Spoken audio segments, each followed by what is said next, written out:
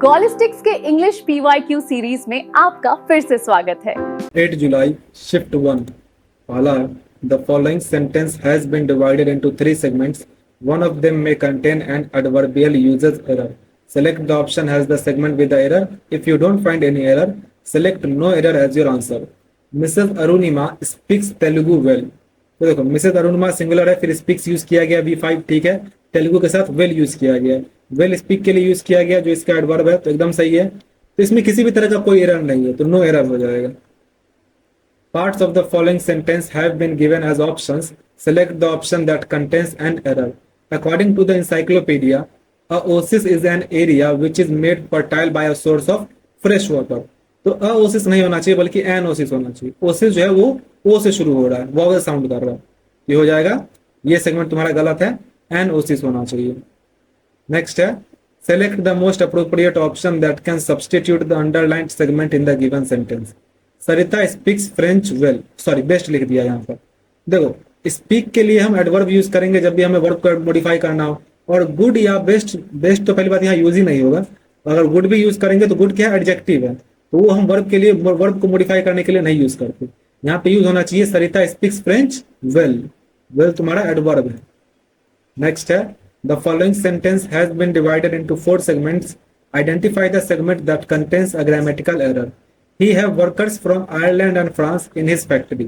तो ही के साथ have लगा दिया ही के साथ हमेशा has लगता है इसलिए तुम्हारा ये गलत है ही के साथ has लगना चाहिए अब है कंप्रेहेंशन पैसेज क्वेश्चन देख लो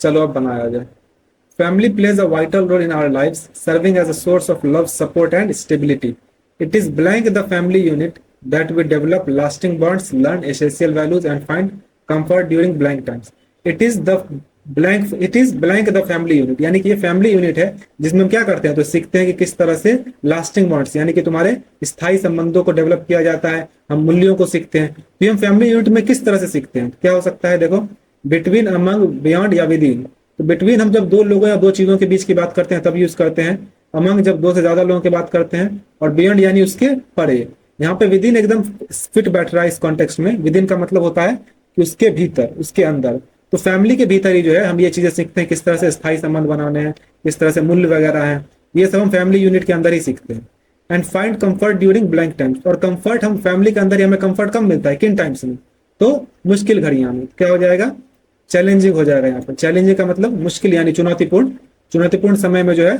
परिवार हमें सहारा प्रदान करती है कंफर्ट प्रदान करती है जॉयफुल का मतलब होता है खुशी के समय वेस्टफुल का मतलब फिजूल खर्ची या फिर ये व्यर्थ का और इनिशियल का मतलब प्रारंभिक समय नेक्स्ट है families provide a nurturing environment for personal growth and emotional wellbeing they blank guidance share experiences and create cherished memories तो देखो दे ब्लैंक गाइडेंस वो गाइडेंस क्या करते हैं प्रोवाइड करते हैं तो देख लेते हैं ऑप्शन में डिलीवर प्रपोज ऑफर या कंट्रीब्यूट तो यहाँ पे सबसे अप्रोप्रिएट है ऑफर वो जो है गाइडेंस हमें ऑफर करते हैं यानी कि वो एक तरह से प्रदान करना या सुझाव साझा करना कह सकते हैं उस चीज को साझा करना नहीं प्रदान करना कहेंगे ज्यादा अच्छा है साझा करने के लिए तो शेयर यूज करते हैं प्रदान करने के लिए हम ऑफर यूज कर सकते हैं कि वो हमें गाइडेंस प्रदान करते हैं डिलीवर का मतलब होता है उसको सौंपना वितरित करना प्रपोज का मतलब प्रस्ताव देना तो ये यहाँ पे ठीक नहीं लग रहा है कंट्रीब्यूट यानी योगदान देना तो ये भी यहाँ पे नहीं आएगा नेक्स्ट है and create cherished memories the strength and blank of a family contribute to individual happiness तो फैमिली की स्ट्रेंथ और क्या है जो कि इंडिविजुअल हैप्पीनेस में कंट्रीब्यूट करती है तो देख लेते हैं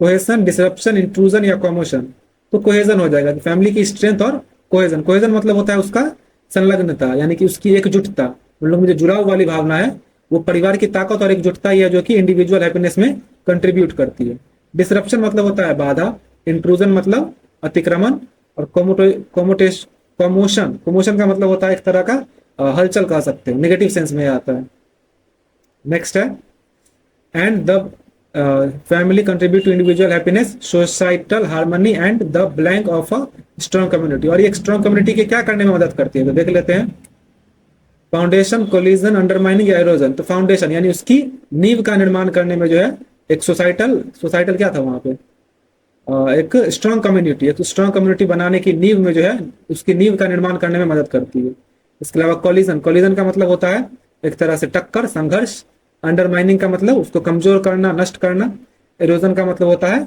उसका कटाव, जैसे धीरे धीरे जो नष्ट नहीं होता उसको इरोजन कहते हैं। Select the most appropriate option to fill in the blank. After finishing all my pending assignments, I plan to blank in Goa. तो अपने असाइनमेंट्स पेंडिंग असाइनमेंट को फिनिश करने के बाद वो क्या कर सकता है गोवा में प्लान? तो फॉरगिव अ गिफ्ट यानी कि एक ऋण को माफ कर देना, तो ये तो नहीं होगा। गो बैंकरप्ट, तो दिवालिया होना कोई प्लान नहीं करता है। टेक अ हॉलीडे, ये यहाँ पे करेक्ट सेंस देता है कि मैं छुट्टी ले लूंगा। तो टेक अ हॉलीडे जो है सबसे करेक्ट सेंस देता है। टेक अ हॉलीडे मतलब छुट्टी लेना। लैंड अ मील, लैंड अ मील ये तो एक गलत सेंटेंस है तुम्हारा, मतलब लैंड अ जॉब हम कह सकते हैं। लैंड अ जॉब मतलब होता है नौकरी पाना, और मील के साथ हम हैव अ मील यूज करते हैं। हैव अ मील मतलब भोजन करना। Select the most appropriate meaning of the given idiom. Fish out of water, तो फिश आउट ऑफ वाटर मतलब वो बहुत ही अनकंफर्टेबल सिचुएशन है। पानी को तुम मछली को पानी से बाहर निकाल दोगे तो अनकंफर्टेबल रहेगा, उसको कह सकते हैं to be out of place. तो जो भी अपने जगह से इंसान बाहर रहता है तो वो एक अपरिचित, एक अनकंफर्टेबल माहौल में रहता है। तो इसके लिए हम ये यूज कर सकते हैं, to be out of place. Select the incorrectly spelled word. Intertwined सही लिखा हुआ है। इंटरविंड मतलब होता है जो कि आपस में गुथा हुआ हो, मतलब उलझा हुआ। कमेंडेशन, कमेंडेशन की स्पेलिंग गलत है। कमेंडेशन में डबल एम होता है, कमेंडेशन होता है, जिसका मतलब होता है सराहना या फिर उसको प्रेज करना, प्रशंसा करना। कंपटीशन मतलब होता है उसका प्रतियोगिता। फिर है रीइंबर्समेंट, तो रीइंबर्समेंट होता है एक तरह का भुगतान को वापस करना। जैसे कि मान लो कि बहुत सारी कंपनीज जो है वो रीइंबर्स करती है। जैसे अगर तुम टैक्सी से गए तो टैक्सी का जो किराया होगा वो कंपनी तुम्हें रीइंबर्स कर देगी। नेक्स्ट है select the most appropriate option that can substitute the underlined segment in the given sentence. We have carried out an successful raid on a fraudulent minister. देखो एन सक्सेसफुल रेड बोल रहा है, successful S से शुरू हो रहा है और कांस्टेंट साउंड कर रहा है, तो इसके लिए हम असक्सेसफुल रेड यूज करेंगे, ना कि एन। और द का यूज करने का सवाल ही नहीं है, कोई डेफिनेट रेड की बात नहीं की जा रही है, एक सिंपल रेड की बात की जा रही है। तो यहाँ पे हो जाएगा असक्सेसफुल red. Select the option that will improve the underlined part of the given sentence. In case no improvement is needed, select no improvement. Since my friend was not feeling well, she asked me to come over and take care of her. तो उसे अच्छा नहीं लग रहा तो उसने क्या कहा? उसने कहा कि तुम कम ओवर हो जाओ। कम ओवर मतलब होता है कि किसी को घर किसी के घर जाना को बोलते हैं कम ओवर। तो वो बोले मेरे घर आ जाओ, तो किसी के घर जाना यानी उससे मिलने आना जो है उसको कम ओवर कहते हैं। तो एकदम सही यूज किया गया, इसको किसी भी तरह सब्स्टिट्यूट करने की जरूरत नहीं है, तो हो जाएगा no improvement. Identify the most appropriate antonym of the underlined word based on the context of the sentence. He gave a haughty consent without honoring him with a single word. तो haughty मतलब होता है बहुत ही घमंडी type का, अहंकारी वाला। तो इसका एंटोनिम हो जाएगा modest. modest का मतलब होता है एकदम विनम्र, एकदम जो दिखावा वगैरह ना करता हो, साधारण रहता हो। इंडिफरेंट मतलब होता है लापरवाह या उदासीन भी कह सकते हो। जैसे कुछ लोग पेन के प्रति उदासीन होते हैं, यानी कि इंडिफरेंट होते हैं, जिससे पेन से जो है कुछ खास ज्यादा फर्क नहीं पड़ता। प्राउड होता है गर्वित, गौरवान्वित, और हैप्पी का मतलब खुश। Select the most appropriate antonym of the given word. Generous, generous का मतलब होता है उदार आदमी, तो इसका एंटोनिम हो जाएगा मीन। मीन का मतलब होता है जो कि दूसरों की सहायता करने के लिए तैयार ना हो। मतलब मीन हमेशा हम कंजूस या घटिया के लिए भी यूज करते हैं, लेकिन इस कॉन्टेक्स्ट में हम बोल सकते हैं कि जो दूसरों की सहायता करने के लिए तैयार ना हो। और वैसे मीन का मतलब कंजूस या घटिया होता है। क्लेवर का मतलब है चालाक, नीडी का मतलब जरूरतमंद, और कंसिडरेट का मतलब विचारशील, दयालु। Select the most appropriate synonym of the given word. Injustice, injustice का मतलब हुआ अन्याय, तो इसका सबसे अप्रोप्रिएट सिनोनिम इनमें से हो जाएगा डिस्क्रिमिनेशन। ये हालांकि एग्जैक्ट नहीं है, लेकिन डिस्क्रिमिनेशन मतलब भेदभाव होता है, और इनजस्टिस मतलब अन्याय। तो जिसके साथ तुम भेदभाव कर रहे हो यानी उसके साथ अन्यायपूर्ण व्यवहार कर रहे हो, तो लगभग ये दोनों सिनोनिम है। कंप्लेसेंसी, कंप्लेसेंसी का मतलब होता है आत्मसंतुष्टि। उसके बाद डिमांड मतलब होता है मांग, और इक्वालिटी का मतलब समानता। Select the most appropriate option that can substitute the underlined segment in the given sentence. Yoga में manage pain and helping reduce stress. तो देखो पहले तो यहाँ में यूज किया गया मोडाल, तो उसके बाद बेस फॉर्म वर्ब का यूज किया गया, सही है। आगे भी जो वर्ब को तुम कंटिन्यू करोगे तो बेस फॉर्म में ही करोगे, तो यहाँ हेल्प हो जाएगा। और हेल्प किस चीज में कर रहा है? तो स्ट्रेस रिड्यूस करने में। तो यहाँ पे स्ट्रेस रिड्यूस करना जो है वो रिड्यूस तुम्हारा यहाँ पे जिरंड यूज होगा, क्योंकि ये तुम्हारा ऑब्जेक्ट हो गया। तो जब तुम इसे ऑब्जेक्ट की तरह यूज करो या सब्जेक्ट की तरह जब तुम यूज करोगे वर्ब को, तो उसको तुम्हें जिरंड बनाना होगा। ये तुम्हारा रिड्यूसिंग हो जाएगा यहाँ पर। You may manage pain and help in reducing stress, तो तुम्हारा ए से इसको सब्स्टिट्यूट कर दोगे तब जाके ये सही होगा। Select the most appropriate antonym of the given word. Forbidden, forbidden मतलब होता है उसको वर्जित किया गया, यानी कि मना कर दिया गया। इसको हम बोल सकते हैं इसका एंटोनिम अलाउड। अलाउड मतलब होता है उसको अलाउ किया गया, यानी कि अनुमति दिया गया, इजाजत दी गई। प्रोटेक्टेड मतलब होता है सुरक्षित, प्रिवेंट मतलब रोका गया, और बैन मतलब प्रतिबंध कर दिया गया। Select the most appropriate option that can substitute the underlined segment in the given sentence.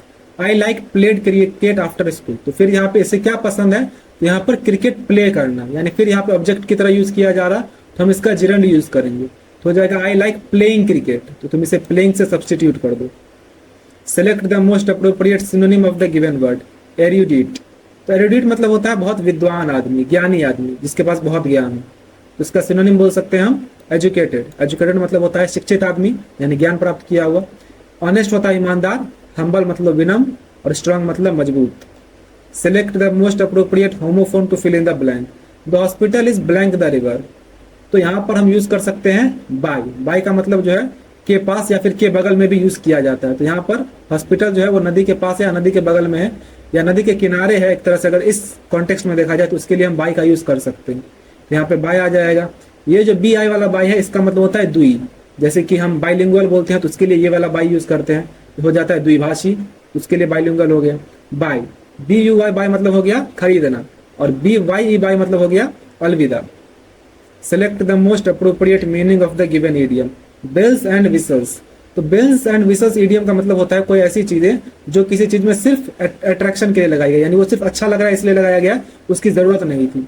ये हो जाएगा attractive but unnecessary features added to products, यानी किसी उत्पाद में आकर्षक चीजों को जोड़ा गया जो कि गैर आवश्यक थी, सिर्फ आकर्षण के लिए इसको जोड़ा गया। Select the most appropriate option to fill in the blank. The blank today will be cloudy and humid. तो क्या क्लाउडी और ह्यूमिड हो सकता है, तो क्लाउडी और ह्यूमिड वेदर हो सकता है, मौसम वाला वेदर, तो इसके लिए हम ये वेदर यूज करेंगे, WEATHER वेदर। ये जो वेदर है WHETHER वाला, ये वेदर हम इफ के तरह यूज करते हैं, जिसके जैसे उसमें देखोगे तुम जब हम बनाते हैं इंडायरेक्ट नरेशन तो उसमें की के तरह यूज करते हैं। इसके अलावा वेदर जो है वो चाहे के लिए भी यूज होता है, जब तुम्हारे पास डाउट या चॉइस वगैरह हो वो सब। ये जो वेदर है WITHER, ये वेदर मतलब होता है किसी फूल वगैरह का सूख जाना या मुरझाना। ये जो वेटर है, वेटर मतलब होता है जो भोजन परोसता है। Select the incorrectly spelled word from the given sentence. They were good hearted girls, unclean, clothed in rags and profoundly ignorant. तो प्रोफाउंडली गलत लिखा हुआ है, प्रोफाउंडली की स्पेलिंग होती है PROFOUNDLY, ये तुम्हारा गलत लिखा हुआ है। प्रोफाउंडली मतलब होता है एकदम गहराई से, मतलब बहुत ज्यादा। तो इस तरह ये कंप्लीट हुआ। जो भी आपका स्कोर था उसे कमेंट करें। मिलते हैं अगले वीडियो में।